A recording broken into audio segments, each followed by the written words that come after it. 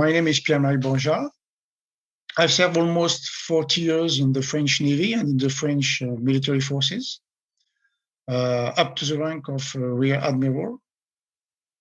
I'm graduated as an engineer in computer science, and I became an expert in naval combat systems, and later on in command communications and space systems.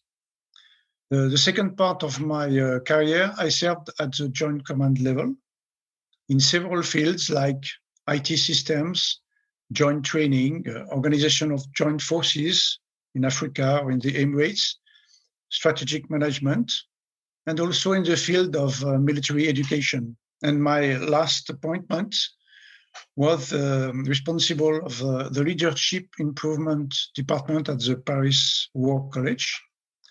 That's where I discovered design thinking, thanks to Dr. Philippe Beaulieu, through our cooperation with the Canadian Forces College.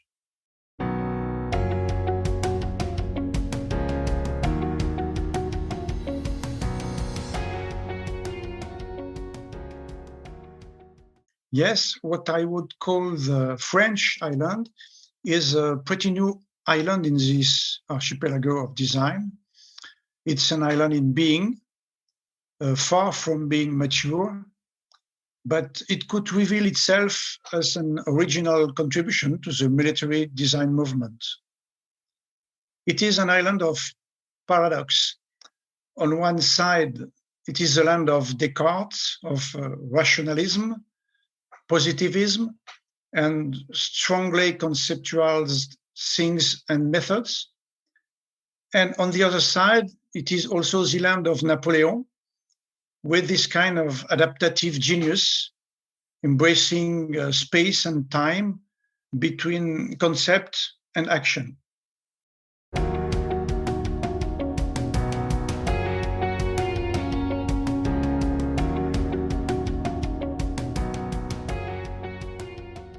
So as I consider myself on the discovering and learning path of design, I have little modesty to give advice on that matter.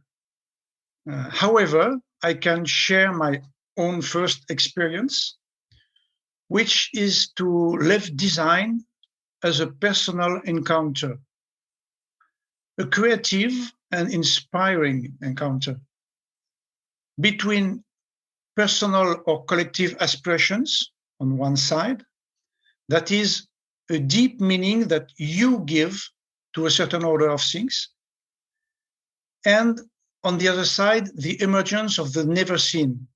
That's to say, a new meaning you perceive in the apparent disorder of things. And this is as encounter for me that represents design. In that sense, I would say that design is both a social creation that brings something valuable for the community, and also it is your personal contribution to that creation. This creation or this creative contribution has the power to reveal new aspects about the world, but also about yourself as a part of this world. And if you ask me where to start, I would say that a good start includes reading, of course, which prepares a kind of encounter with oneself through others' original thoughts. But reading must immediately lead to experimenting and practicing, because design is a real encounter with a reality in being, with others' creativity, and with design mentors. Design can't be limited to thinking only.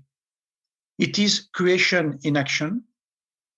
It produces influence and effects on the real world. And at the strategic level, it seeks to unveil new horizons for relevant strategic decisions.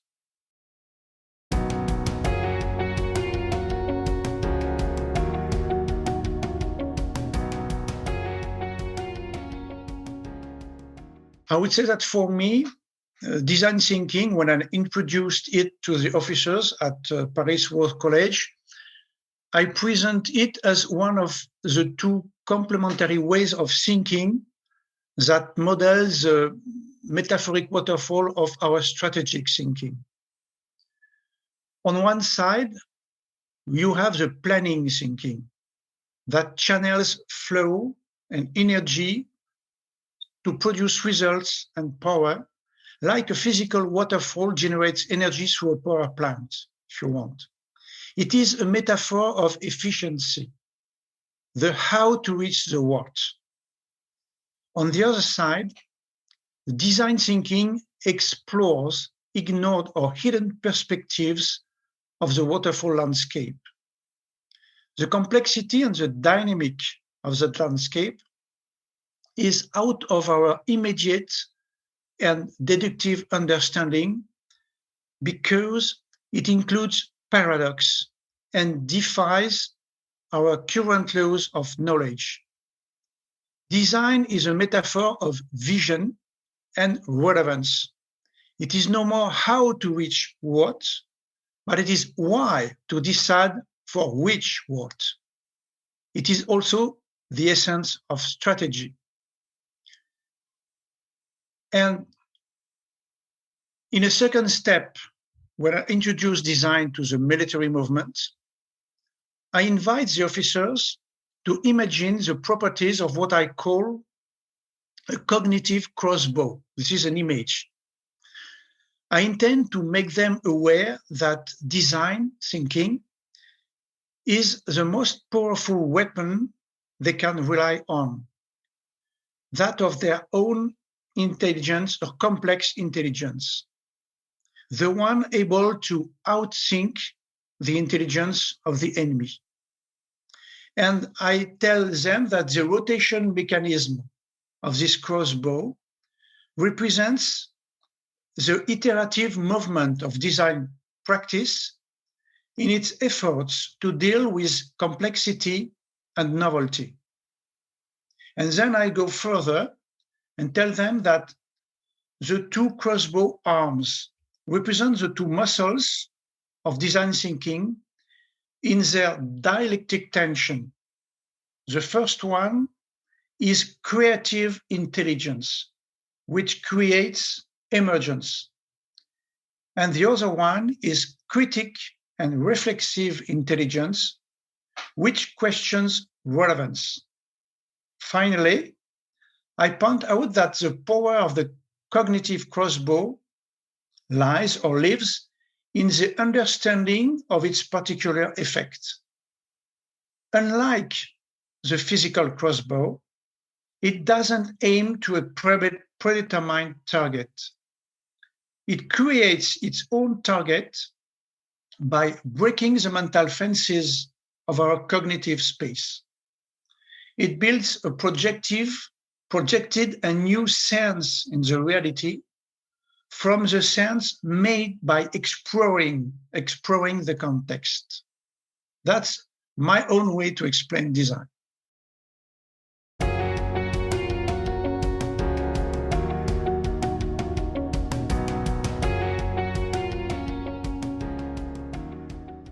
I would say that it is the approach that has been taken by the War College, which is very specific. It is a way to understand deeply the essence of design and a way to find how I can foster a relevant approach of design in the French military system and culture. In our military framework at Paris War College,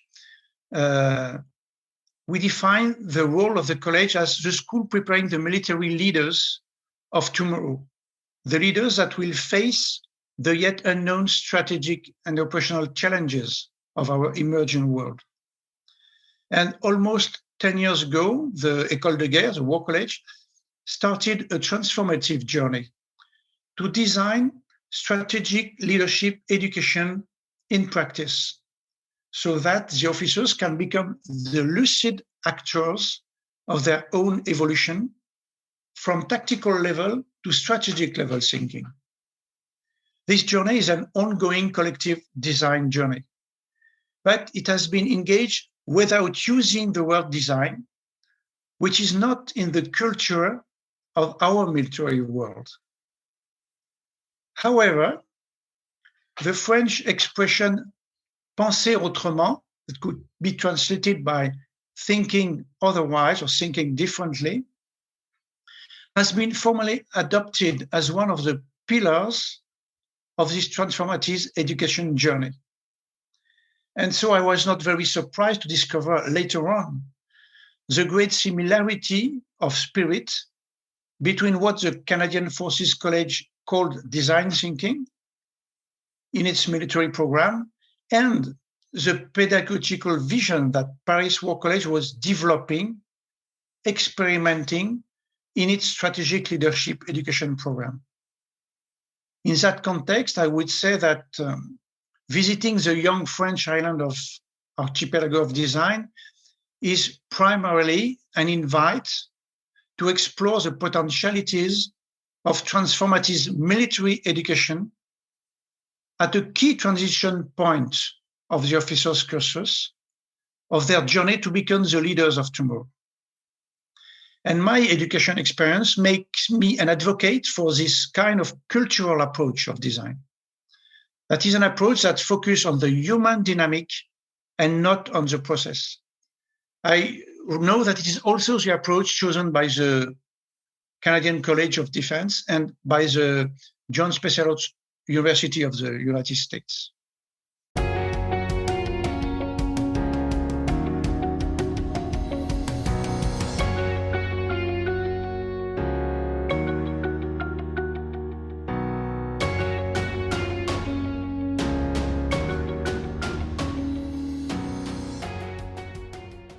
I would say, I will give you a personal example, the kind of accomplishment I have reached through design.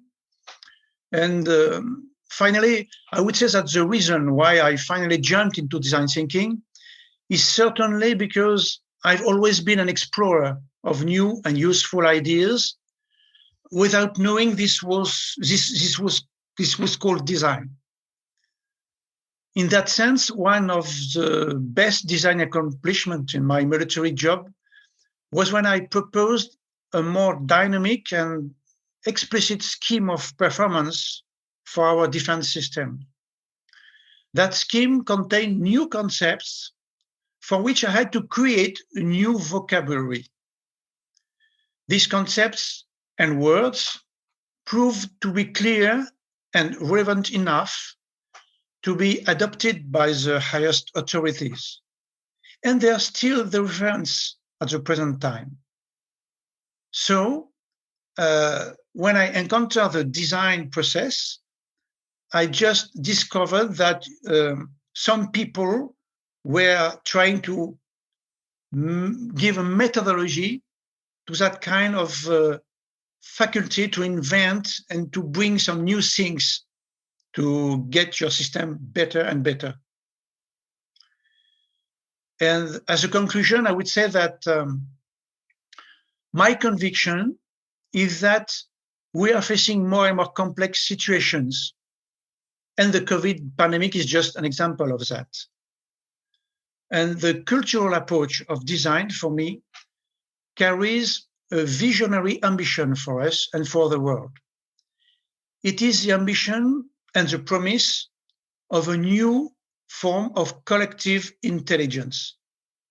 It is this linkage between intelligence and collaborative spirit of people from all horizons and all disciplines in order to find new ways to face new situations together.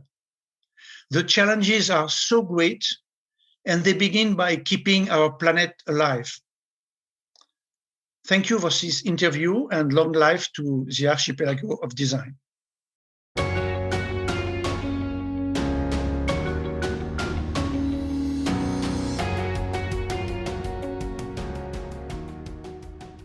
I would say that I was just responding to that question. It was my conclusion, because I have this conviction that we are facing more and more complex situations in the future.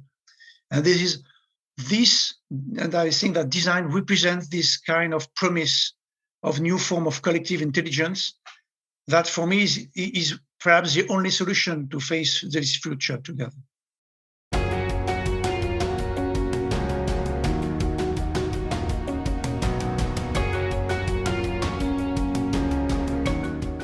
I'm not so engaged in looking for different misconceptions. I'm just progressing in that path, discovering things. I'm not aware of the way I take the others as the good they can bring to me, and I don't care so much to misconceptions.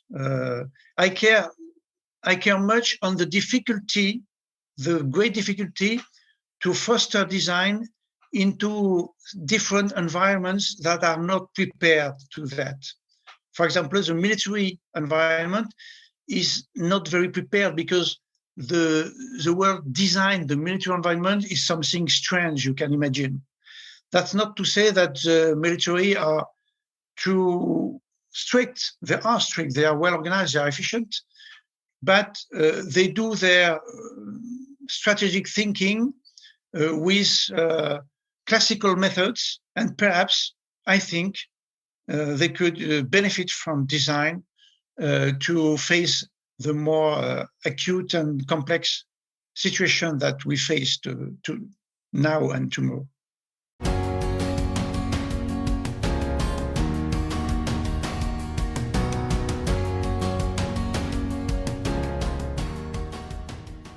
Adversity, not exactly, but when I said that one of my best accomplishments in military job was that kind of creation of a more dynamic and explicit scheme of performance of our defense system, I think this is really something I am proud of, and something that was very useful for the French defense system and is still in use in the French defense system. And that created a common vocabulary so that this defense system is much more linked in a common way in all the people of the French defense system.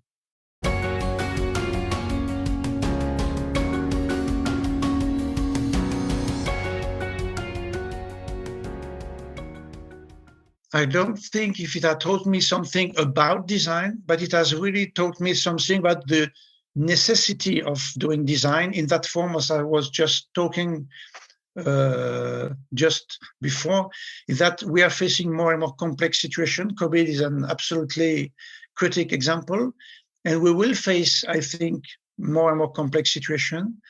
And design is this kind of new collective intelligence, linking people, linking collaborative spirit and intelligence, and it is, to my mind, the only way to face the future and so complex situation in the future. It's not giving the solution, it is giving the way to find the solution together. And I think it's more important.